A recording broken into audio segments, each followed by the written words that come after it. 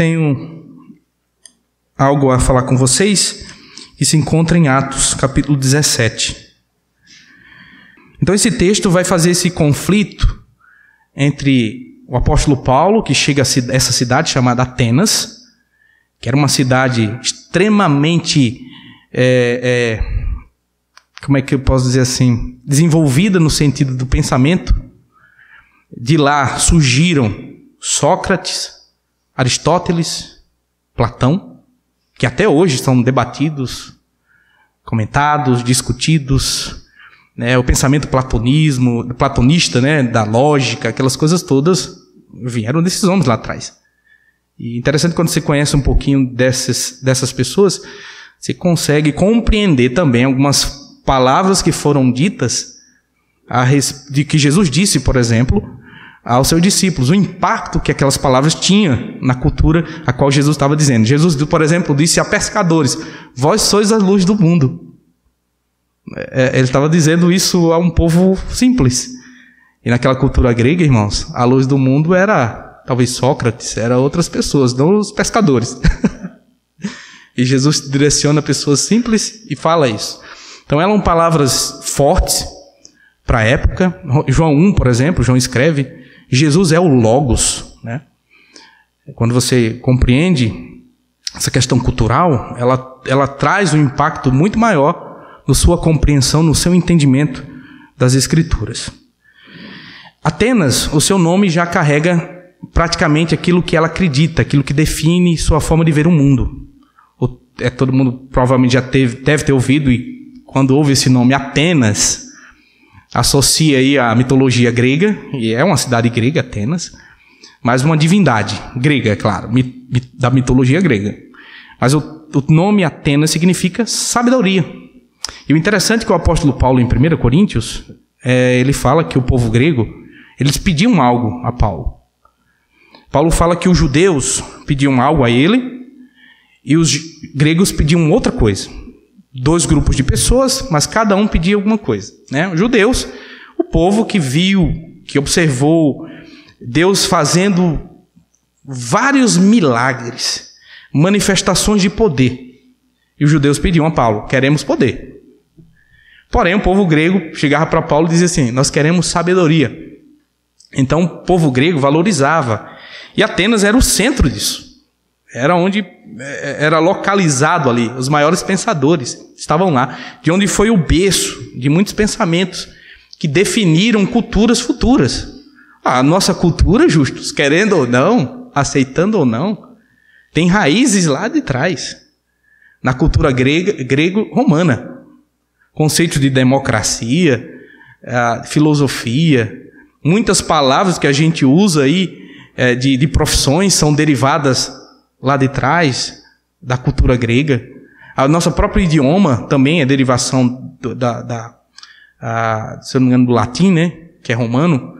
O português é uma derivação disso. Ou seja, não tem como a gente fugir nesse sentido cultural e da importância que essas cidades, que esses países trouxeram para o pensamento e para a formação até do mundo ocidental, né?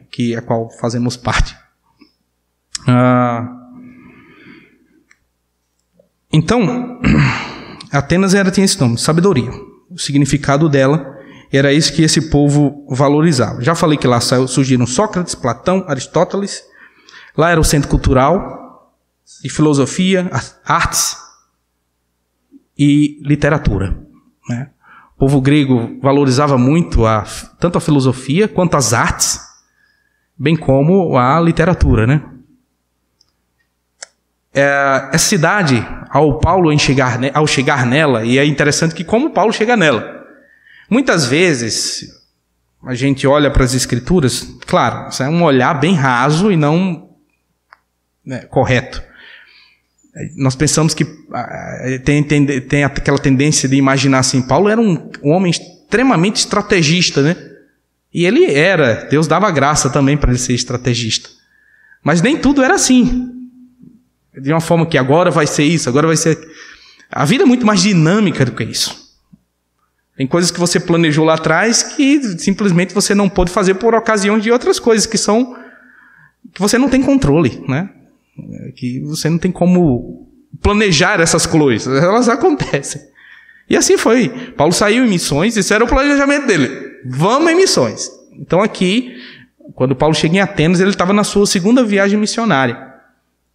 Tinha passado por Tessalônica, só que lá em Tessalônica, a Bíblia fala que ele tinha costume, ao chegar em uma cidade nova, entrar na sinagoga, que era como se fosse uma igreja dos judeus, que normalmente se reuniam os sábados, e lá era dada a oportunidade de falar, de expor a mensagem. E Paulo ia para lá, né? Sabendo que teria oportunidade e explicaria que o Cristo aguardado pela própria nação já havia se manifestado e este era Jesus. Então ele fazia isso comumente. Em Tessalônica ele fez isso e um grande grupo de pessoas creram e se agregaram. Só que houve uma ciumeira por parte dos judeus de Tessalônica. E esse grupo reuniu com os baderneiros lá daquela nação e disse, vamos atrás de Paulo, né? Vamos pegar esse camarada. Só que Paulo, né, não foi encontrado na casa de um chamado Jason, não de sexta-feira 13, tá? É outro. Não foi achado na casa desse homem, chamado Jason, né? Jason. Esse homem é conduzido para fora, questionado, mas não dá em nada aquilo. Paulo já tinha sido conduzido para outro lugar. Paulo vai para outra cidade, na verdade. Ele vai para Bereia. Também prega o evangelho em Bereia. Os bereanos, até todo mundo já ouviu, né? Os bereanos, sobre a questão dos bereanos. É bem acolhido lá, o povo ouve o evangelho, mas os camaradas judeus lá de Tessalônica ouvem falar que Paulo estava lá em Bereia e vai para lá também. Então Paulo pensa num camarada perseguido e vai até Bereia. O povo vai pegar Paulo, né? E os irmãos, sabendo que aquele grupo de pessoas viria para pegar Paulo, tira Paulo de Bereia e aí é onde ele é conduzido para Atenas. Então não foi nada programado, não foi algo assim, agora, meu objetivo, né, é ter um planejamento, eu vou alcançar aquela cidade. Atenas está no meu coração. Não foi nada disso. Ele foi refugiado praticamente, fugiu de uma, fugiu de outra e caiu em Atenas. Só que Paulo, ele era um homem que tinha, como eu disse, o coração missionário. Ele tinha um coração de missão, de pregação do evangelho. Independente do lugar onde ele estivesse, ele sabia que a sua maior contribuição que ele poderia fazer era pregar o evangelho. E ele chega nessa cidade e ele percebe, ele vê algumas coisas nessa cidade. E o que ele vê naquela cidade, a Bíblia fala no capítulo 16, eu não vou ler todo, eu vou já entrar e vou versículo a versículo. No versículo 16, ao chegar lá, né, ser conduzido para lá, ele se revolta à face da idolatria dominante da cidade. Então era uma cidade que valorizava a intelectualidade, o saber humano, mas ao mesmo tempo era uma cidade profundamente cega sobre o Deus verdadeiro. Isso nos diz respeito de que a nossa intelectualidade, embora deva ser desenvolvida, não nos torna possível conhecer o Deus das Escrituras apenas por conceitos intelectuais. Nós precisamos de algo a mais para conhecer Deus. Deus é sim lógico, Deus é sim pode ser compreendido, mas a nossa intelectualidade não é suficiente para conhecer e compreender quem Deus é. Então, extremamente desenvolvida no sentido da razão, da valorização da razão, mas ao mesmo tempo extremamente cega, de tal forma que a idolatria praticada lá não era nem comum, era uma coisa absurda. Estudiosos dizem, justos, que lá em Atenas tinha para mais de 30 mil estátuas aos deuses pagãos. 30 mil. Outros vão dizer, até o nome dele é Pausânio, nome bem bonito. Ele chega a dizer assim, que era mais fácil encontrar em Atenas estátuas do que homens. Você tem 30 mil estátuas? Onde você ia tem estátua? E é o interessante que hoje, na atualidade com a qual vivemos, e nenhum problema com isso, tá? Pessoas saem do Brasil e de várias nações para visitarem a Grécia e verem aquilo que para nós se tornou hoje é arte, né? Ficou como conteúdo artístico. É muito bonito, muito belo, mas na verdade aquilo era conteúdo de idolatria, não era artístico. Foi criado com raízes de idolatria. Não dizia assim, olha que beleza, né? Olha que majestade. Não, era idolatria. E o que Paulo vê lá na cidade, Paulo não entra na cidade como um tipo de turista, né? Observando e olhando assim, olha que estátua bonita, olha os detalhes, olha aquele templo, que formosura, que belo, aquelas pedras, como eles conseguiram fazer isso? Que santuário maravilhoso. Não era essa a perspectiva que Paulo tinha diante das inúmeros templos dedicados aos falsos deuses, também estátuas dedicadas a esses deuses. Paulo não tem essa observação turística. Paulo olha para tudo aquilo e vê como objeto de idolatria. E a Bíblia fala que diante disso, o coração de Paulo, ele se revolta. Essa palavra no original grego, irmãos, ela é uma palavra muito mais forte do que está aí. É como se o espírito de Paulo convulsionasse dentro dele, se tremesse dentro dele, diante da idolatria que ele viu naquela cidade. Por quê? Idolatria, irmãos, é assim, pense, é terrível, porque, como eu disse, é a mudança de foco. É o homem tentar transferir glória às coisas criadas e não ao Criador. E aí, irmãos, a idolatria, ela nasce no coração humano, a gente vai ver. Ela não está tão longe assim como a gente imagina. Ela está muito mais próxima do que nós pensamos. Tá?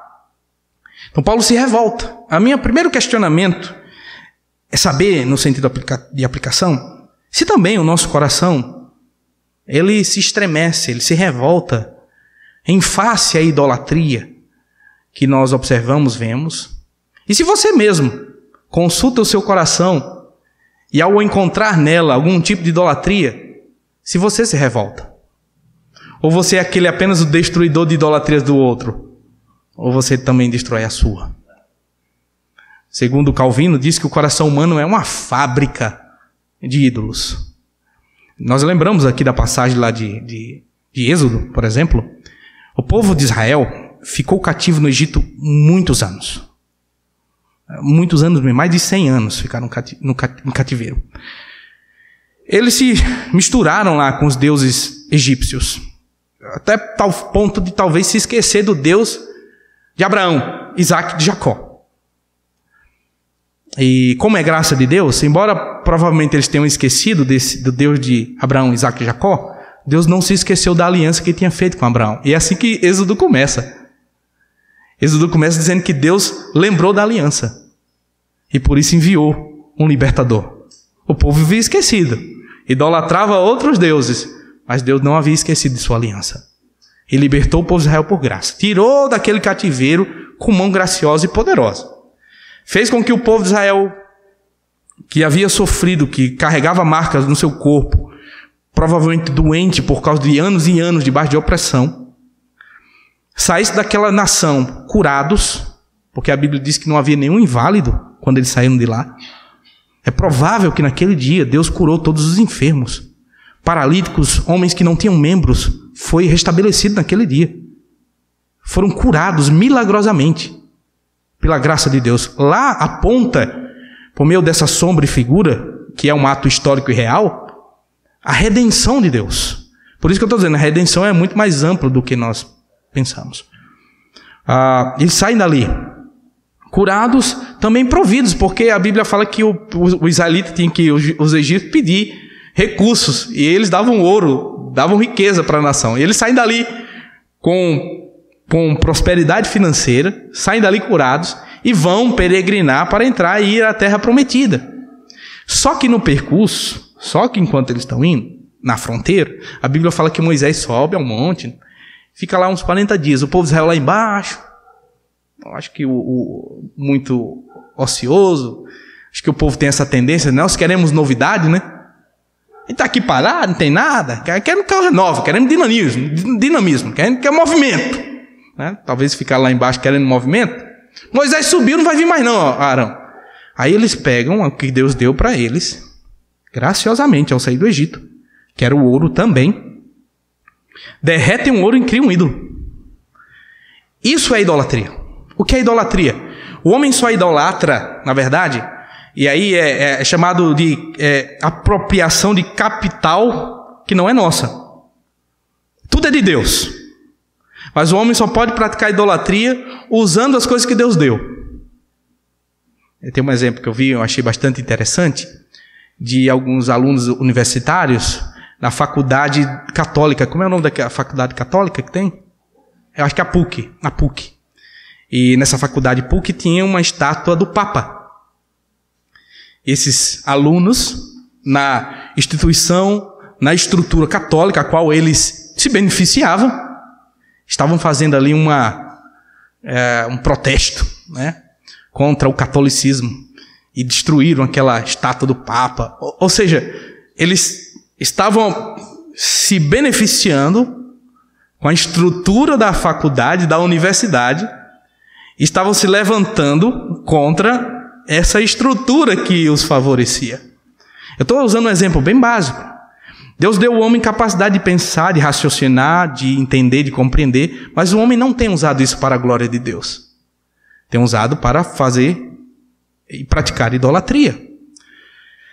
E foi assim que Israel fez e é assim que nós vemos repetidas vezes na história. Então Paulo vê isso e ele se revolta, né? Se revolta com a face da idolatria que há naquela cidade. E o que Paulo faz, irmãos? Agora vamos ver o que Paulo faz, né? Porque ele se revoltou, não se revoltou? Ficou revoltado. Eu sei o que Paulo faz. Paulo disse, vamos destruir, vamos invadir os templos, vamos pegar marretas e destruir essas estátuas. A única coisa que pode mudar um coração idólatra é o Evangelho. É a conversão.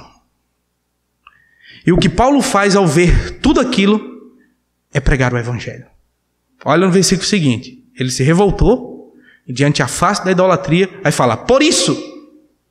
Não é isso? Está aí? Dissertava na sinagoga entre os judeus e gentios piedosos. Também na praça, todos os dias, entre os que se encontravam ali. Então o apóstolo Paulo, revoltado por ver toda aquela idolatria, ele não tem aquela ideia, né, de destruição. Ele, pelo contrário, ele entende que a única coisa que pode transformar o coração humano, de tirá-lo da idolatria e fazer com que esse homem transmita e dê a glória ao Criador, é converter os corações. E a única coisa que converte corações é o Evangelho. Só isso. E ele faz isso logo em seguida. Prega o Evangelho. Entra na sinagoga e você vai ver pelo menos aqui três públicos que são aqui, que Paulo vai dialogar, conversar, pregar, né? O primeiro é o grupo religioso, que é o que está na sinagoga. Tanto judeus quanto os gentios que estavam ali naquela sinagoga aos sábados. Mas todos os dias também, não só os sábados que Paulo dedicava à sinagoga, mas todos os outros dias Paulo ia num lugar que é chamado de praça. Praça era um lugar que várias pessoas se reuniam, como se tivesse mercado, lugar de expor ideias, um lugar de expor suas filosofias, um lugar de negociações, um lugar de debate. Então Paulo vai para esse lugar, onde o povo está, o público está. E aí que entra o nosso senso, né? Nós temos que ter uma linguagem onde nos leve à preparação dos santos, uma linguagem, uma esfera de igreja, de reunião, de culto, onde juntos glorificamos a Deus, mas não temos que perder o contato missionário com as pessoas que normalmente não são encontradas. Elas não estão aqui. Elas estão lá fora. Elas estão nos ambientes variados. E Paulo vai lá também. Vai falar para eles o Evangelho. Então Paulo falava para aqueles que eram denominadamente religiosos, e Paulo também discutia com aqueles que eram a sociedade de uma forma geral. E como eu falei 3 grupos, porque dentro desse grupo geral fora, você vai encontrar aquilo que nós podemos chamar de intelectuais. A massa intelectual, que hoje normalmente os intelectuais eles estão ali no ciclo mais acadêmico, né? Nas academias. E, inclusive tem livros que são debatidos hoje no meio evangélico, porque depois daí do liberalismo teológico, praticamente o conceito de teologia foi banido das universidades. Saíram de lá, né? Os intelectuais praticamente disseram aqui não, né? E saiu. E hoje é uma discussão de como retornar o diálogo, né, teológico aos variados debates, inclusive nesse ambiente acadêmico. O que é que a fé cristã pode oferecer àqueles que se denominam intelectuais, que estão nas academias, nas universidades. E Paulo falava com esse grupo de pessoas também, né? O outro grupo é a sociedade de uma forma geral, que necessariamente não significa que são acadêmicos ou intelectuais. Então nós temos que falar, a igreja, quando eu falo de uma forma geral, tem que falar esses 3 grupos. Eu não estou dizendo que você vai nas universidades. Tem pessoas que precisam ir lá. Tem pessoas que precisam analisar e pensar ciência a partir da cosmovisão cristã.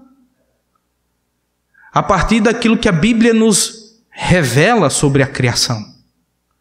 É necessário isso. E graças a Deus, justos, existe um grupo muito grande que tem se reunido, que tem feito isso, está fazendo isso, está crescendo mais e mais. Se você já ouviu, ou se não ouviu, vai ouvir e pode buscar depois, o conceito que tem sido criado. Nem todo mundo usa esse conceito, mas é só para você entender que tem sido aplicado, tem sido feita essa tentativa de vários grupos cristãos de tratar e dialogar com aqueles que são acadêmicos. E, por exemplo, design inteligente é um conceito que foi denominado aí sobre a criação, né?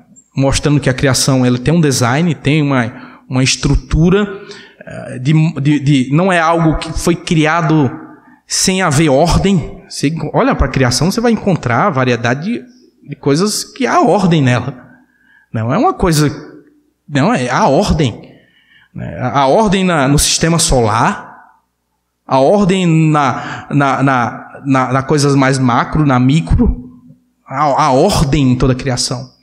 O conceito do próprio corpo humano, DNA, que define cor de pele, tipo de cabelo, olhos. Hoje a ciência tem conseguido acessar e descobrir conceitos como esse.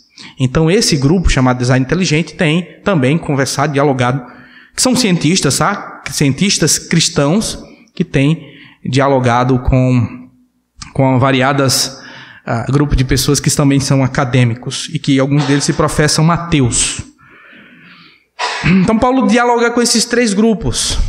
Por quê? Porque o povo de Deus, a igreja, nós, temos algo que ninguém tem.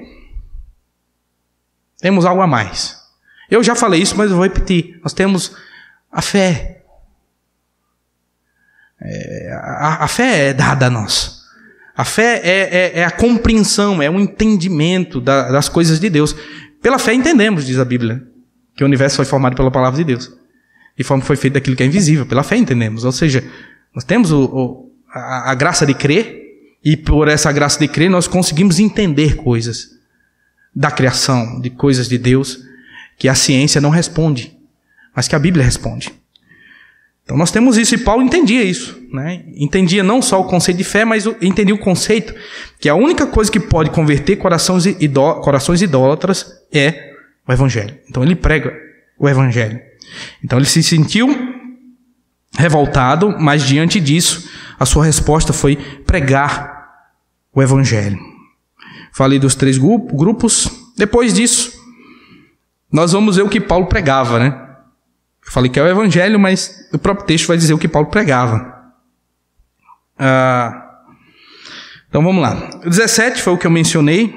Sinagoga entre os judeus, gentios e piedosos. Praça, os lugares variados. Filósofos epicureus e estoicos, que é o grupo aí intelectual, né, que eu mencionei, que também atingia outros grupos de pessoas que não eram intelectuais.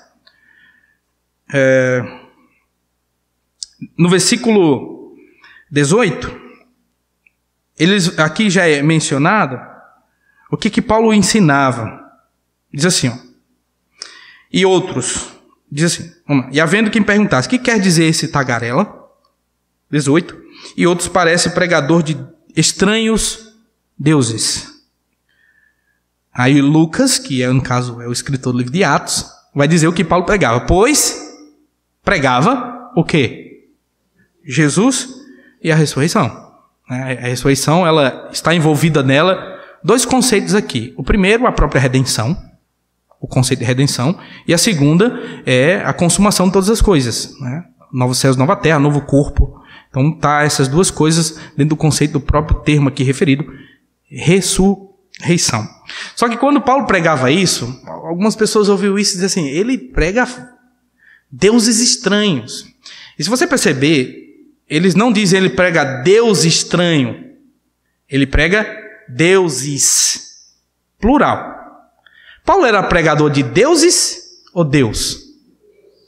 A nossa fé, nós somos monoteístas, né? Nós professamos um único Deus. Nós não somos politeístas, que professamos vários deuses, mas um único só. Mas por que esse povo estava dizendo que Paulo pregava estranhos deuses, plural?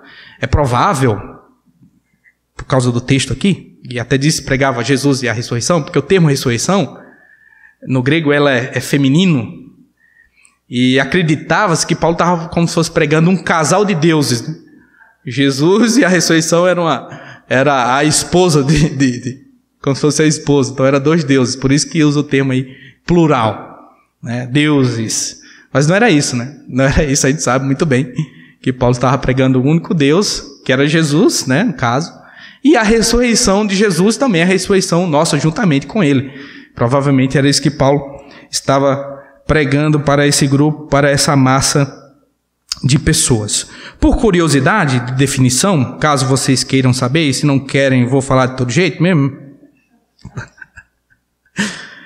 que você pode perguntar lendo aí, quem é esse negócio de estoico aí? E quem é esses epicureus? Você vai perceber que são filósofos. Tem várias filosofias, mas o texto fala que os únicos que debateram com Paulo provavelmente foram esses grupos de epicureus e o outro grupo estoico. Os epicureus, a filosofia de vida deles era a seguinte: nós fomos criados para o prazer. Só que não entendem esse prazer como apenas um deleite carnal. O prazer que eles diziam, o prazer máximo da existência humana era achar a paz. Era ter a paz. É aquela coisa, bom é ter paz de espírito, né? Então ele diz assim, se você achou esse lugar, você encontrou, de fato, o prazer da existência, né? Então essa era a filosofia dos epicureus. Os epicureus eram, na verdade, ateístas, eles eram ateus, eles não criam na existência de Deus. Eles criam que a matéria, o universo sempre foi matéria e a matéria sempre existiu. Ou seja, o mundo é assim, sempre foi assim, ninguém criou, estava aí. Antes da gente ver, antes já estava aí. Então eles não acreditavam em criação. Já os estoicos, que é o outro grupo de filósofos aqui apresentados a nós, era um grupo mais fatalista, aquele grupo que dizia assim, que tiver que ser, vai ser, sabe? E aqui não era acreditar em soberania divina, não. Era aquele grupo que dizia assim, igual aquela música que eu esqueci, eu cresci assim, como é que é?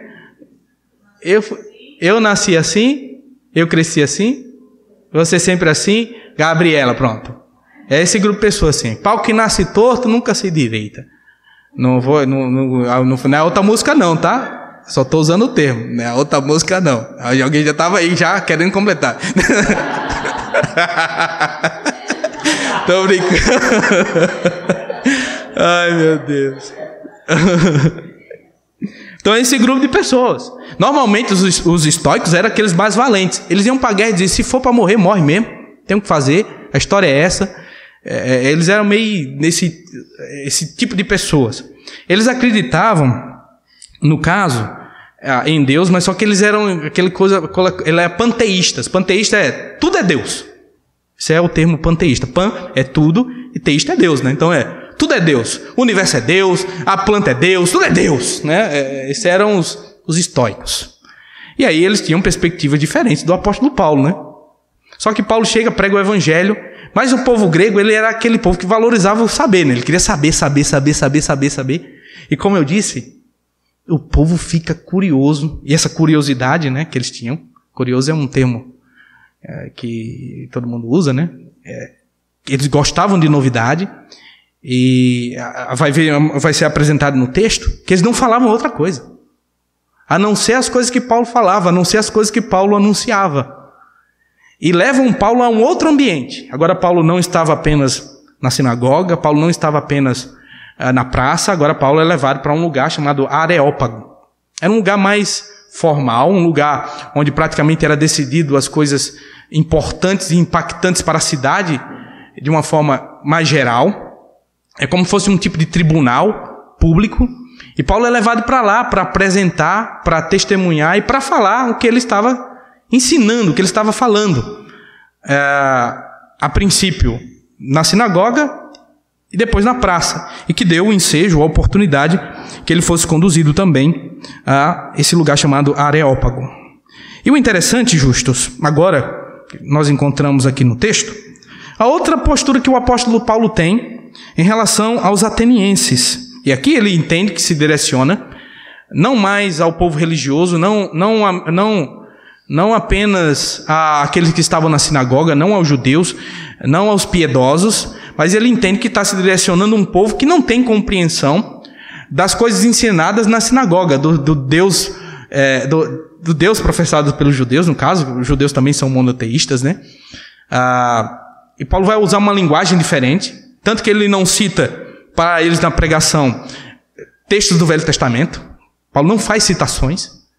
Paulo vai falar sobre quem Deus é claro, tendo por pano de fundo a sua cosmovisão a partir do texto bíblico, aquilo que o texto bíblico fala de Deus, Criador dos céus e da terra, né, quem é Deus, sustentador e outras coisas mais que nós vamos ver aqui, mas ele não usa. E que você pode encontrar em outras cartas do apóstolo Paulo, em outros momentos do apóstolo Paulo, quando ele prega aos judeus, ele citando o que Deus disse a Moisés, o que Deus disse a Davi. Ele faz isso, mas aqui não. Aqui ele fala com uma linguagem para esse povo, e é assim que nós temos que ser. Sabe, irmãos, existem esferas de soberania de criação de Deus. Eu já falei com vocês há bastante tempo. Cada esfera de criação de Deus tem uma linguagem própria dela. Por exemplo, a política é uma esfera que Deus criou. Não pense que política é demônio, tá, irmãos? Não é, tá? Os homens que podem ser endemoniados e levam... Mas Deus criou o conceito de política, né? de governo e Estado para regular, né? Gerir as nossas relações humanas, né? Ali, em alguns momentos, talvez intervir quando há abusos, em algumas situações assim. Mas foi criado por Deus. E outras também, família, escola e outras esferas. E cada uma dessas esferas tem uma linguagem própria, né? Dela. Por exemplo, você vai na escola para aprender conceitos, matemática, história, não que não possa ser usado, ter uma matéria lá que trate filosoficamente ou conceitos teológicos. Tem sim, mas a matemática, a ciência, a geografia, a história também tem que ser ensinadas. E embora um professor possa ser cristão, ele não pode ficar lá dizendo assim, então a Bíblia diz o tempo todo, né? Ele tem que ensinar história, se é para ensinar história, tem que ensinar matemática, é para ensinar matemática. Claro, a perspectiva dele de cristão mantém-se normal. É só para dizer que cada ambiente tem uma linguagem própria e que Paulo, ao se direcionar a esse povo judeu, ele vai falar a linguagem, judeu não, gentios, atenienses, ele se direciona a eles com uma linguagem que eles possam compreender. Tanto que Paulo vai usar aquilo que os poetas disseram. Lá na frente, Paulo diz assim, como os vossos poetas disseram. Então, Paulo pega o que os poetas disseram, que era verdade, e diz, olha, os poetas disseram que eles disseram isso é verdade, e eles ensinam através disso. Calvino dizia que toda verdade procede de Deus. Toda verdade. E aqui eu estou falando verdade no sentido verdade, né? Não aquilo que eu ou você definir, porque hoje está tão terrível que diz assim, tudo é relativo, e nesse conceito pode ser tudo verdadeiro ou não, né? Cada um tem sua própria verdade. Eu não estou falando disso aqui, não. Estou falando daquilo que realmente é verdadeiro, né? O que é verdadeiro? Coisas que a gente sabe que é verdadeiro. Por exemplo, o Ítalo é homem. Pelo menos vai que tá brincando. Tá dizendo assim lá atrás ali, ó. A gente sabe de sexualidade e outras coisas mais, no sentido prático até. Ainda mais temos a Bíblia que nos aponta sobre a questão do gênero masculino e feminino, mas a gente observa isso. A ciência mostra isso, né? Mas hoje tem a ideia de que o sexo é definido a partir do que eu penso ser, né? Por isso que é ideologia, né? Eu defino meu gênero a partir da minha ideologia. Eu me sinto... Aí você pensa que... Muita gente pensa que a ideologia de gênero encerra apenas no discurso de gênero, sexo masculino e feminino. Nem pense isso. É muito mais além. Tem países que esse conceito de gênero está até de animais, misturando. O cara diz assim, eu sou um cavalo. É sério. Contratou gente para adestrá-lo. Tem uma pessoa na internet que pensa, eu sou o gato. Então ela vive engateando como um gato. Ou seja, é muito mais além. E não é isso, né? Não é verdadeiro. Isso aí não é verdadeiro. Isso não tem fundamento. Então tudo bem. Então Paulo pega o que eles disseram, o que os poetas disseram como verdadeiro, Paulo cita aquilo e acaba que essa frase do poeta se torna canônico, material canônico que está na Escritura, né? Então, 22, Paulo usa a linguagem para os atenienses, não uma linguagem que é encerrada uma linguagem própria de religiosos, né? Mas uma linguagem compreensível do povo comum, normal, né? Até uma pessoa chegou para mim e disse assim, o que é que você acha? Uma pessoa me perguntou qual era a minha religião. E é interessante que os crentes quando perguntam assim, qual é a sua religião? Os crentes dizem assim, não tenho religião. Sou cristão. Acredito, isso para ele não... Você terminar, ele disse, ele é cristão. Ele é da religião cristã. É isso que ele vai falar depois. Vai tentar falar, explicar lá o que você acredita, que não ser uma religião, beleza, tudo bem. Mas, assim, no final das contas, você se encontra, você está no espectro cristão. Se for fazer qualquer tipo de censo, qualquer coisa, você vai estar lá, o cristão. Então, assim, acaba sendo sem sentido. Aquela discussão que a gente fala assim, cuidado, né? Nós não temos religião, é totalmente desnecessário, tá bom? Fica perdendo tempo com termos de palavras muito raso, isso é ridículo. Não seja religioso, isso é verdade, não seja religioso. Agora, e a própria pode ser, a gente diz assim, eu não tenho religião, e acaba tornando isso uma religiosidade, né? Essa definição. Você é religioso, então para com isso, tá? Então tudo bem, vamos voltar aqui para não fugir muito. Então Paulo chega e ele não cospe, afronta contra esse povo. Ele diz assim, vos vejo, né? Tudo vos vejo, vocês são acentuadamente religiosos. Porque passando e observando os objetos do vosso culto, ele reconhece, ali são os objetos do culto, mas para ele é idolatria, mas são os objetos do vosso culto. Acho que os atenienses nessa hora assim, que maravilha, olha, ele gostou, viu as nossas coisas aqui. Aí Paulo vai começar a ensinar. Também, ele vai fazer um gancho, né? Encontrei também um altar no qual está escrito ao Deus desconhecido. É claro, Deus desconhecido para esse público de pessoas. Mas nunca jamais a gente deve associar esse termo Deus desconhecido como uma insuficiência de revelação de Deus. Nunca jamais. Nós não acreditamos no agnosticismo. Agnosticismo Deus é tão único, Deus é tão transcendente que nós não podemos conhecê-lo. Esse é o agnosticismo. Nós não professamos isso. Deus pode ser conhecido. E nunca foi problema de revelação. Vou dizer de novo, nunca foi. Nunca foi. Sempre o problema foi de cegueira. E não de revelação. Até a revelação que é chamada de revelação geral, que é a revelação que Deus dá a respeito de si mesmo, na criação e também no coração do homem, essa revelação é clara. A Bíblia fala claramente. Vamos ler lá. Romanos. capítulo 1. Vou dar uns gritos para ficar mais fogo a pregação. Aleluia! Gostou aí? Não preparei você antes não, né? Desculpa.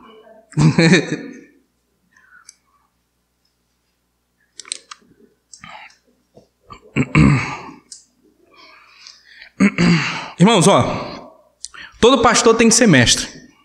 Sabe por quê?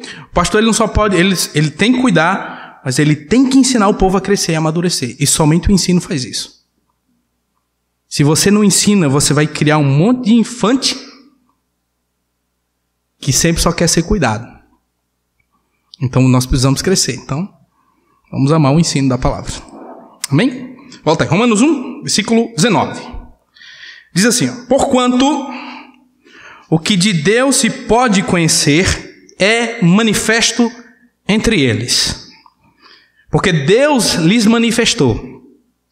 Porque os atributos invisíveis de Deus, assim o seu eterno poder, como também a sua própria divindade, o que é que diz aí? Claramente se reconhecem desde o princípio do mundo, sendo percebido por meio das coisas que foram criadas. Como é que diz? Claramente se reconhecem. Então, irmãos, o testemunho que Deus dá a respeito de si, esse é o conceito de revelação, porque o próprio Deus, ele se revela, ele se apresenta a nós. Revelação é graça, tá? Porque nós que precisamos de revelação. Mas só que para nós seria impossível conhecer a Deus. Então Deus se revela, ele se manifesta. E a revelação geral é essa revelação da criação, que ele dá a todos os homens, sejam cristãos ou não cristãos. Só que ela é insuficiente. O pecado humano é tão terrível que ao enxergar a criação, o homem não dá glória ao Criador. Antes cria os seus próprios ídolos. É o que Paulo vai falar em Romanos logo em seguida aí. E o interessante é que a revelação clara de Deus torna todos os homens indesculpáveis. Nenhuma só pessoa poderá chegar diante de Deus dizendo, eu não sabia. Alegar ignorância. Ninguém pode. Diante de Deus, naquele dia do juízo. Ah, Deus, eu não sabia. Ninguém pregou o evangelho para mim. Ninguém pode alegar isso. Porque a condenação do homem não é o fato de simplesmente negar o evangelho. A condenação do homem se encontra que diante da própria revelação clara de Deus na criação, eles não dão glória ao Criador. Por isso que Paulo vai usar logo em seguida, por isso os homens são, no texto que nós acabamos de ler, por isso os homens são o quê? Indesculpáveis. Não tem desculpa. E aí, como eu disse, você não me pergunta, mas eu falo, né? Agora. Eu pode responder um questionamento que você já tenha feito ou não. Alguém pergunta assim, os aborígenes, né? E os índios? Aquele grupo de pessoas que nunca ninguém chegou lá, pregou o evangelho. Não é justo eles serem condenados. Eles não serão salvos? A resposta diante disso é, eles são indesculpáveis. Eu vou dizer de novo. Eles são indesculpáveis. Não olhe para eles, ou para nenhum, achando que você é mais misericordioso do que Deus. Porque o homem, na sua natureza caída, é perverso. Ele não dá glória a Deus. É claro, então tanto que você vai encontrar os aborígenes, ele tem suas formas de cultuar sua idolatria manifesta, né? Mas nunca é por falta de revelação de Deus, mas por dureza do coração. É o homem que ele tenta ele luta contra a própria consciência, que tem uma lei escrita na consciência humana sobre Deus. Ele luta contra a própria revelação que Deus dá a respeito de si na criação. Só tem uma coisa que salva o homem. E qual é? É o evangelho. Claro que é Deus que salva, mas é pela pregação do evangelho que nós temos o conhecimento dela. Por isso que Paulo disse, Romanos 10, todo aquele que invocar o nome do Senhor será salvo. Aí Paulo, diante disso, o que é que ele pergunta? Ele faz uma série de perguntas. Como é que eles vão invocar aqueles que eles não conhecem? Como é que vai invocar? E a conclusão de Paulo é que alguém precisa ser enviado. Alguém precisa pregar o evangelho. Se fosse atribuir culpa, no sentido de, seria para você e para mim, que não foi pregar o evangelho. Deveria ter ido e não foi. Deveria ter o fervor no coração de pensar nos indígenas, nos aborígenes, e não ficar só, vai lá então. Ou contribua para isso orando, ou se envolva em alguma coisa, já que é isso. Porque essa é a forma que nós temos. Essa é deve ser a nossa resposta, de mudar a idolatria no coração do homem, pregar o evangelho, falar sobre Deus, o verdadeiro Deus, sobre Jesus, que salva o homem. É só isso que podemos realmente contribuir de mudança, não só temporal, mas eterna. Amém, justos? Então volta lá, Atos 17, eu já estou. Então Deus não pode, nunca jamais, alguém atribuir a Ele algum tipo de agnosticismo, achando que não pode ser conhecido, que é a insuficiência de revelação, pelo contrário, a abundância de revelação. Além de termos aí a geral, que torna o homem desculpável, mas não é suficiente para salvar o homem, nós temos aquilo que é chamado de revelação especial, que é a Escritura, o Evangelho, a qual nós estamos aqui hoje, mais uma vez, falando. E o que Paulo vai dizer a respeito de Deus agora para esse grupo de pessoas? Já que eles não conheciam, a intenção de Paulo é tornar esses homens conhecedores do Deus verdadeiro. E eu quero pontuar algumas coisas com vocês, bem rápidas, aqui sobre Deus, mas não tão rápidas também, mas rápidas também, aleluia. Quem é Deus, né, irmãos? A primeira parte, Paulo vai falar sobre o Deus transcendente, superior, único, maior do que a criação. Isso é ser transcendente, separado da criação, distinto de toda a criação. E a primeira coisa que ele fala sobre esse Deus que é transcendente é dizer que Deus é o Criador. Versículo 24. Estão comigo aí? 24? Quem é Deus? Ele vai dizer, o Deus, veja que ele não está falando, ele não é politeísta, o Deus, singular, que fez o mundo. Paulo vai dizer, Deus é o Criador. Deus criou todas as coisas visíveis. Ele criou o mundo do nada. Ele trouxe à existência as coisas que não eram e agora são. O homem não cria como Deus cria. Deus cria do nada, o homem não. O homem trabalha com a matéria criada já. A capacidade de criação do homem é a partir tanto de algo dado por Deus, a intelectualidade, a razão, o conhecimento, a sabedoria, e do material que Deus na criação nos dá.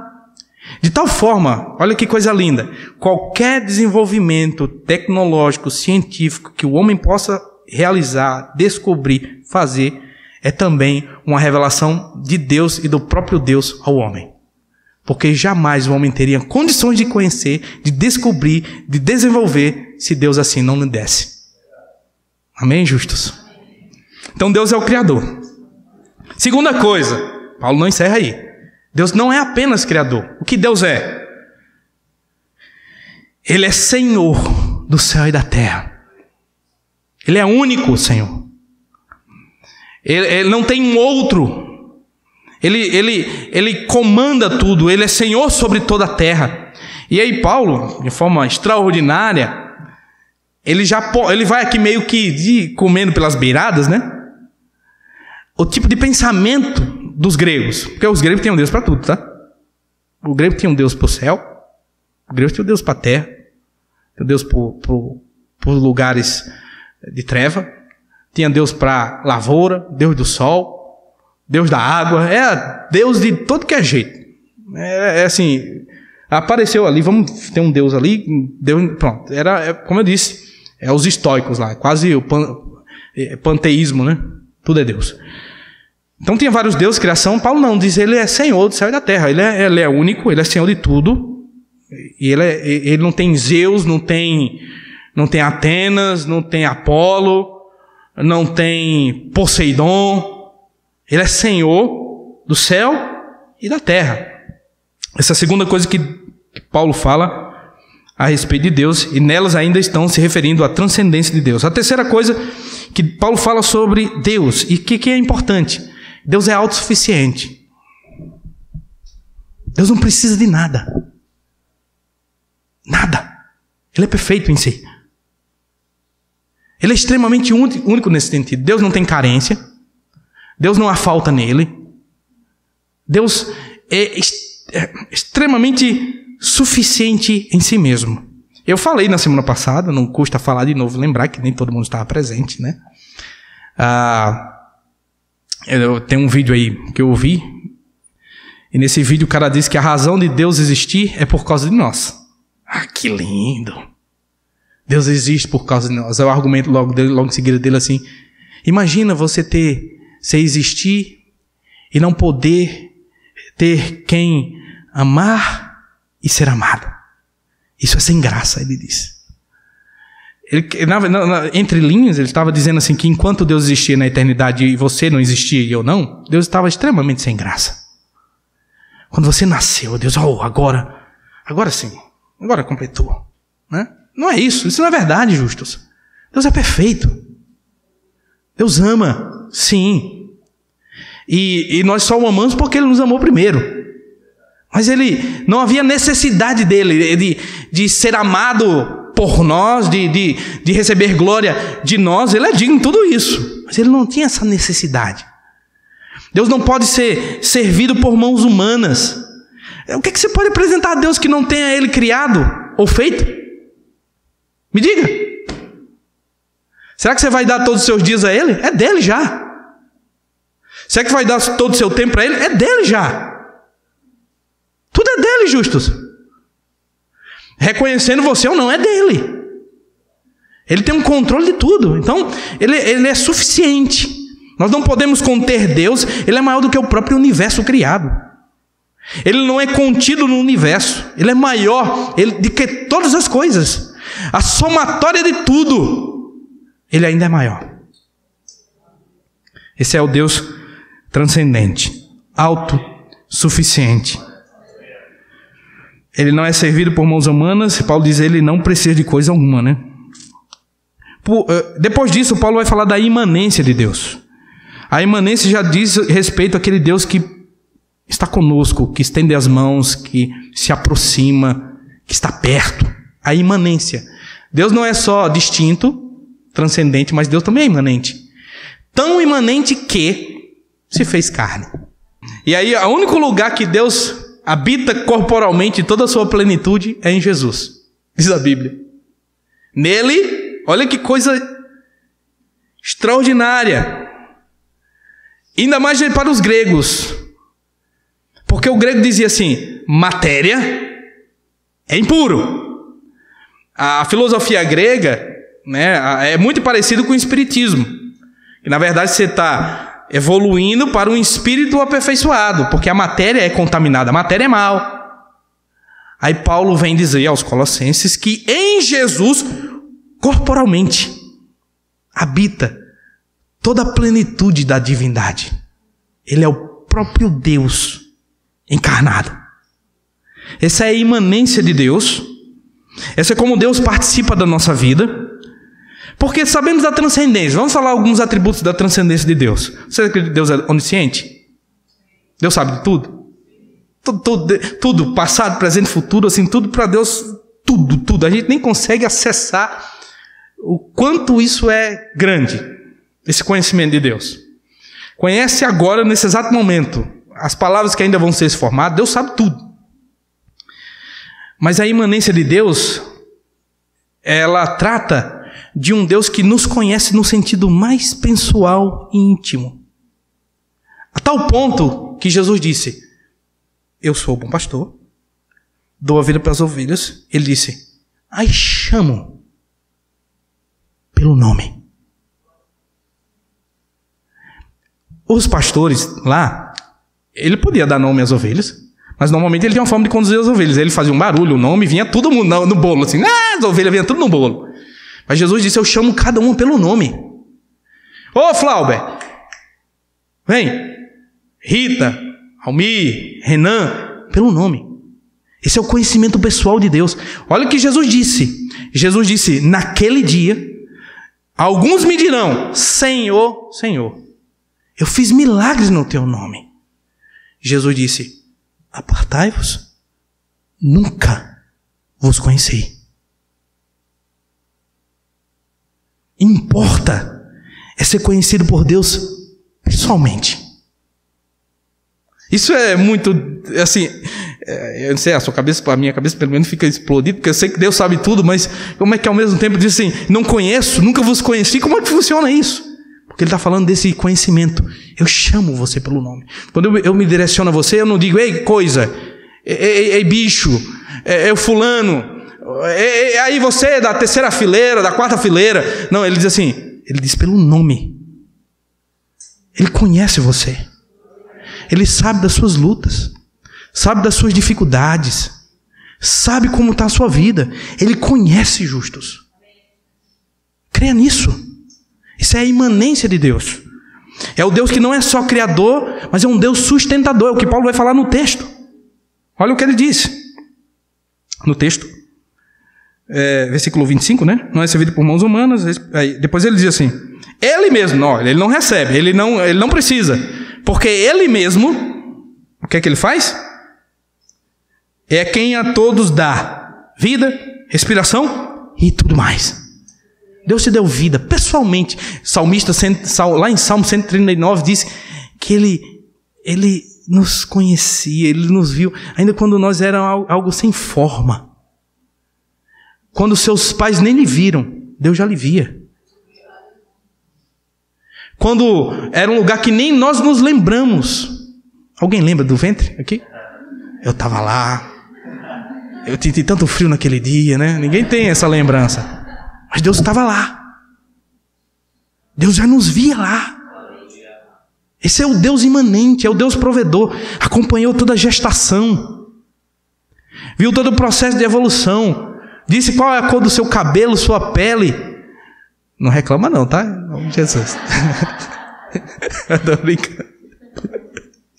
É esse Deus, irmãos, imanente, que está conosco, que vem a nós, que nos conhece pessoalmente. Louvado seja esse Deus. Bendito para sempre. Ele não abandonou a criação. A Bíblia lá em Salmos 139 mesmo, diz que todos os dias foram escritos. Não houve nenhum dia da sua vida que Deus pulou. Deus assim, vou pular esse dia, deixa aí. Todos os dias foram escritos, pessoalmente pelo Senhor. O seu conhecimento é tão pessoal, que a Bíblia fala que Ele tem os nossos cabelos contados. E o interessante é que o texto bíblico lá, desse contado, não é só contado de um sentido aleatório. 1, 2, já é impossível, vamos contar cabelo, né? Da cabeça de alguém, a não ser do careca, né? Não tem nenhum, cara, acertei, né? Ai, meu Deus.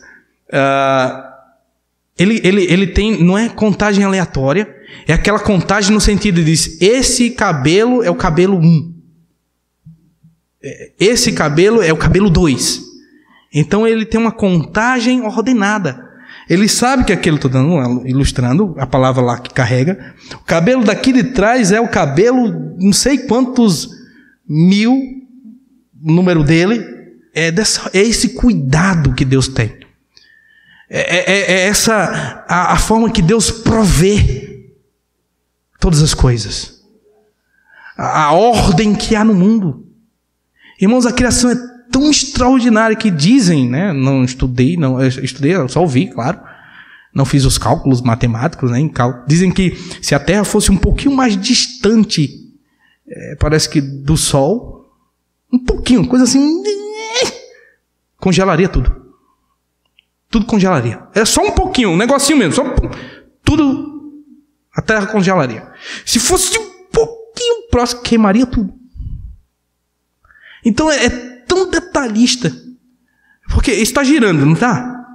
Mas está lá, não sai do negócio. Se a Terra diz, saiu aqui do... Pega a Terra, né? Deus dá. Esse é o Deus provedor, irmãos.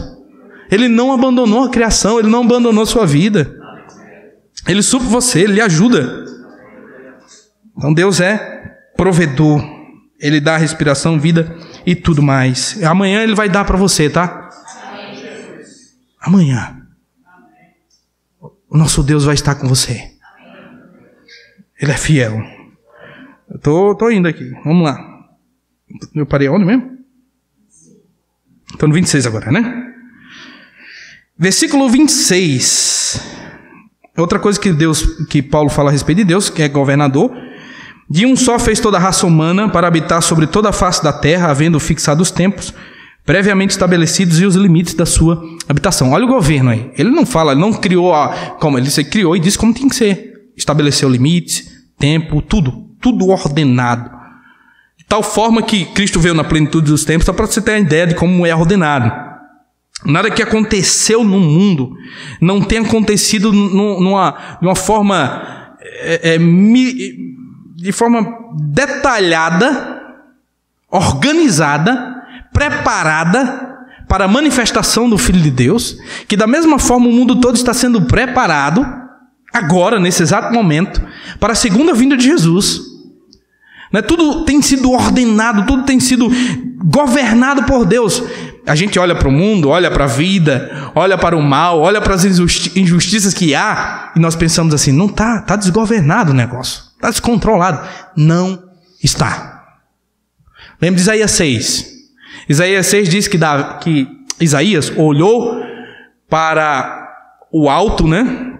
E ao olhar, ele viu, olhar para Deus, na verdade, ao ver e contemplar Deus, ele viu Deus sentado no alto e sublime trono. Deus está sentado no trono do governo do universo. Nada foge do seu controle. Sua vida está nas mãos do Senhor. Descanse tranquilo hoje. Durma tranquilo. Acredito que em 2020 continua nas mãos do Senhor a história. Eu tenho um grande problema quanto àquele tipo de pensamento que a gente acha que mudou o dia assim. Sabe aquela coisa assim? 2019 pulou para 2020, pum, aí magicamente resolveu os meus problemas. Eu tenho muito problema com isso. A gente quer dizer, 2020, viu? O quê? Né? Como se fosse, não é a pulada de ano, é o mesmo Deus que em 2019 te sustentou, o mesmo Deus que em 2020 também te sustentará. Então não tem esse pulo mágico que existe de um ano para o outro. Em 2020, aí tem os planos de gordura, de emagrecer, profissão, aí faz o que dá. Nada, tudo bem, faça, louvado seja Deus. Mas confie em Deus, que tem um controle sobre todas as coisas. Continuando. 28. Pulando já para o 28. Diz: Deus é a fonte. Tudo que Deus fez, Deus tinha um objetivo, né? Deus é a fonte de tudo. Ele diz assim, porque nele vivemos, nos movemos e existimos. Não tem como você existir, viver e mover sem ser em Deus. Sem ser no Senhor. Eu tomo as palavras de Abraham Kuyper, que ele dizia. Ele dizia assim, não há 1 milímetro quadrado da existência humana que o Senhor soberano não diga, é meu. E Jesus está dizendo, é meu. Tudo que existe, sejam as coisas invisíveis ou visíveis, existem por mim. E não só existem por Ele, existem para Ele. Então, irmãos, Ele é a fonte. E Ele fez como tal objetivo para que você possa o buscar. Não é o que diz aí? Perdão, 27, voltando um pouquinho. Para buscarem a Deus, porventura o tateando o possam achar. Bem que não está longe de cada um de vós. Ou seja, Deus fez tudo isso com o objetivo de nós buscarmos a Ele. Deus quer ser buscado. Ele quer que você o busque, entende que Ele é a fonte da sua vida, sua existência, você se move, existe e vive por meio dEle. Busque o Senhor. Saiba que tudo é de Deus, mas da mesma forma que Deus tem essa imanência, transcendência e imanência, e como eu disse, tudo é de Deus, o tempo, a vida, né? Mas de uma forma prática, o tempo não é de Deus? Use o tempo para a glória de Deus. Busque a Deus com as coisas que Deus te deu. Sirva ao Senhor, se alegre em Deus, se deleite em Deus, tenha prazer em Deus, nas coisas que o próprio Deus te deu, para a sua própria glória. Estou encerrando. Agora no versículo 29, uma coisa muito importante sobre Deus, que vai confrontar praticamente tudo o que Paulo viu nessa cidade, que era o problema da idolatria. O problema que Paulo encontrou era a idolatria nessa cidade, que nasce num coração obstinado, que tem aquele pecado, né, que é não cobiçará, que cobiça, o coração que cobiça, que dá origem ao ídolo. Então Paulo vai atacar agora frontalmente isso, e vai dizer que Deus, na verdade, não é um ídolo. E ele fala algo a respeito de Deus interessante, que Deus não pode ser definido pelo homem. Deus não é um ser imaginado. Você não define Deus. Você não tem uma experiência pessoal sobre Deus numa caverna, numa gruta, e diz assim, Deus é isso. Embora Deus possa aparecer e revelar a você como Ele quiser. Mas ninguém define Deus, mas Deus se define. Lembra da grande experiência de Moisés na sarça ardente? Ele quer definir Deus. Eu vou em nome de quem? Ele quer uma definição. Né? Vamos lá, eu quero chegar. Porque muitas vezes o próprio nome, o nome em si, nome, é uma forma de atribuir àquele que sabe, meio que um tipo de possessão. Eu vou em nome de quem? Eu vou em nome de quem? Aí Deus disse, deu a resposta de Deus diante disso é, eu sou, né? Eu sou o que sou. Não é definido por nós, mas Ele se define quem Ele é. E Ele se definiu a nós pelas Escrituras, de tal forma que se eu quero conhecer quem Deus é, eu tenho que conhecer naquilo que Deus se auto-revela a nós pela Escritura, e que o Espírito Santo de Deus, iluminando os nossos olhos, nos dá essa compreensão e esse entendimento. Então o ídolo nada mais é aquilo que o homem, aquém das Escrituras, não pela própria revelação que Deus dá a respeito de si, tenta definir Deus a partir das suas próprias filosofias, experiência intelectual. Ele quer definir Deus. Quer dizer quem Deus é, a partir disso. E é problema, né? É problemático nesse sentido, porque a gente poderia ter vários deuses aqui diferentes, né? Um do outro. Mas nós professamos um único Deus. Porque essa é a unidade que nós temos. Deus fala a nós por intermédio das Escrituras. Deus se revela a nós por intermédio da sua palavra. Amém, irmãos? Então Deus não é definido. Versículo 29. Sendo, pois, geração de Deus, não devemos pensar que a divindade é semelhante ao ouro, à prata, à pedra, trabalhadas pela arte e pela imaginação do homem. Então Deus não é assim. Paulo já falou como Deus era, o que Deus era lá atrás. E agora ele vai se direcionar frontalmente, expôs a idolatria. E ele vai dizer que Deus no passado não considerou, foi paciente. Versículo 30, apresenta Deus como oficial de justiça, né? Ora, não levou Deus em conta tempos de ignorância. Vamos lá, irmãos. Deixa eu tentar falar isso aqui. Adorar um Deus que não se conhece é igual a idolatria. É aquela pergunta daquela mulher samaritana para Jesus. Quem é que está certo? Quem adora corretamente? Nós ou judeus? E Jesus olha para a mulher e disse, vocês adoram o que vocês não conhecem. Então adorar o que não se conhece é idolatria. Adorar tem como base conhecimento. É interessante como a Bíblia repete isso. E a Bíblia, embora sentir é importante, Deus te deu capacidade de sentir, de perceber coisas. Amém, justos? Mas quando Paulo vai falar sobre Deus, quando a Bíblia vai falar algumas coisas de convicção a respeito de Deus, ele não fala eu senti, diz eu sei. Eu sei. Paulo vai dizer a Timóteo: eu sei, Timóteo, em quem tenho crido. Paulo vai dizer lá no livro de Atos, quando a embarcação que ele se encontra provavelmente vai ao naufrágio, ele usa as mesmas expressões. Que sabe, que conhece, que crê. Ele não fala eu senti que tudo vai dar certo.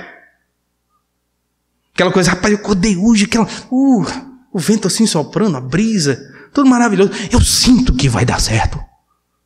Não, Paulo não disse isso. O que Paulo via era naufrágio, o que Paulo via era sem esperança, era o estado lá. Mas disse, eu sei, o anjo de Deus, nessa mesma noite, me apareceu e disse, eu sei. Romanos 8 diz, sabemos que todas as coisas cooperam. Sabemos. Você tem uma coisa que você precisa saber. É saber sobre Deus.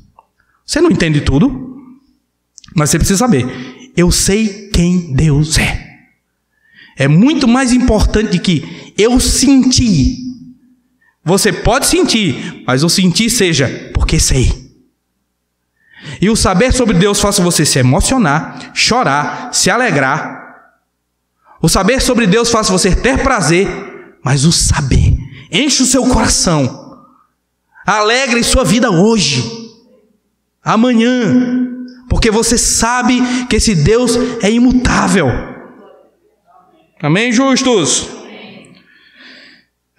Deus não levou o tempo de ignorância, mas agora você precisa saber, você precisa conhecer. E a intimação é para esses homens aqui, que Deus está dizendo, olha, não considerei, agora porém notifica todos os homens da toda parte que se arrependam. Se arrependam. Ou seja, se há alguma coisa, irmão, se arrependa. Sabe quais são as primeiras palavras de Jesus quando começa? Ele disse, o reino de Deus, arrependei-vos. O reino de Deus vos é chegado. Arrependei-vos. Arrependimento e fé é apontado aqui pelo apóstolo Paulo.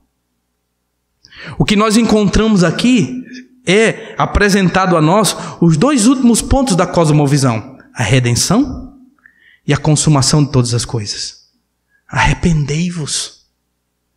Creiam. Porque eu preciso me arrepender. Porque esse Deus que é transcendente, imanente, que está no controle de toda a história, disse, ele estabeleceu um dia em que há de julgar o mundo com justiça por meio de um varão que destinou e acreditou diante de todos, ressuscitando dentre os mortos. Então Deus em Jesus destinou Jesus, disse que em Jesus vai julgar a todos. E um dia, né? Nem aqueles assim, eu vou vir em 2020, no horário tal, no dia tal. Disse um dia eu vou vir. E como eu tenho que viver hoje à luz disso, tenho que viver a minha vida hoje, sabendo que um dia Cristo virá. E que hoje preciso ter arrependimento e fé nele. Em Jesus. Essa mensagem é extremamente urgente. A mensagem de arrependimento e fé. Porque só Cristo pode mudar o coração obstinado, idólatra dos homens e convertê-los ao Deus verdadeiro. Só Jesus. E você e eu precisamos entender isso. Fazer como Paulo repetia diversas vezes. Hoje, digo, se ouvirdes a sua voz, não endureçais o vosso coração. Eu tenho estado aqui mais de 1 hora, provavelmente. Mais de 1 hora. Você está aqui hoje, eu digo para você, hoje, se ouvirdes a sua voz, não endureçais o vosso coração. Você pode dizer, mas eu já sou crente. Não endureçais o vosso coração. Não endureçais. Arrependa-se, se porventura Martinho Lutero dizia que o arrependimento é uma doutrina que todos os dias você pratica. E eu encerro, justos. E eu espero que neste dia, tantas pessoas que não podem estar ouvindo pela internet, que podem ouvir amanhã, não sei, vão ouvir provavelmente 3 grupos de pessoas. Eu me direciono também para o pessoal da internet. Aqui eu estou tendo acesso ao grupo que Paulo denominou aqui, uma linguagem religiosa, né? Embora vocês não sejam religiosos em si, mas eu me direciono talvez um público também que vai além disso, que nunca professou fé, que nada foi mencionado, comentado a respeito de Jesus. Eu me direciono aos 3 grupos daqui que Paulo vai apontar. Quais são os 3 grupos? O primeiro grupo é os que escarnecem. Versículo 32. Quando ouviram falar de ressurreição de mortos, uns escarneceram. Esse negócio, você é maluco da cabeça, doido. Para com essa coisa de Jesus virar, ressurreição dos mortos, criação. Deixa de coisa. Tu tá ficando maluco, é doido desse negócio. Olha o crente doido, bitolado, né? Uns escarneceram. Sempre vai existir, dentro de uma massa geral, a manifestação de possibilidade de 3 grupos. Os que escarnecem, os que zombam. O segundo grupo é aquele que a gente pode chamar de primo. Ele não é irmão em Cristo, ele é primo. Ele até acha legal, sabe? Mas não recebe a mensagem como se Deus estivesse falando com ele. É aquela coisa, deixa para amanhã, sabe? Amanhã, depois eu ouço mais esse negócio aí. Hoje não. Hoje é outra coisa, mas amanhã talvez, tá? Não vou garantir não, mas pode ser amanhã. É o segundo grupo que vai dizer a Paulo: a respeito disso te ouviremos noutra ocasião. Isso é terrível, porque a mensagem é urgente. Será que teremos outra ocasião? Será que esta pessoa terá outra ocasião? Jonathan Edwards, em sua pregação Pecadores nas mãos de um Deus irado, diz que o homem, na verdade, é como se ele andasse por uma corda bamba. Ele sai de casa toda manhã, acha que voltará à noite, mas, na verdade, ele não tem essa garantia. Quantas pessoas têm a programação diária de sairei e voltarei? E de forma que até eu tenho um temor diante de Deus, sei, confio nele, que a gente olha assim, meu Deus, como foi isso? Uma coisa absurda, negócio, meu Deus, você não entende. Assim um homem muitas vezes tem sido indiferente ao anúncio, arrependei-vos e crede. Irmãos, as coisas são mais do que temporárias, nós queremos em coisas eternas. Então hoje, se ouvides a sua voz, não endureçais o vosso coração. E o terceiro grupo, talvez não seja a maioria, talvez não seja o maior grupo, mas não importa. Tem um terceiro grupo, graças a Deus por esse. O terceiro grupo diz: houve, porém, né, alguns homens que se agregaram a ele e creram. Entre eles estava Dionísio, o Areopagita. Paulo estava no Areópago, né? Então, esse homem ouviu Paulo, creu, se converteu. Uma mulher chamada Dâmaris, até a mulher ouviu, creu, e disse, e com ele outros mais. Então, justos, o que você faz diante da cultura, diante do mundo que você vive? Prega o Evangelho. Prega o Evangelho. Fale sobre Deus. Deus pode ser conhecido. Prega o Evangelho.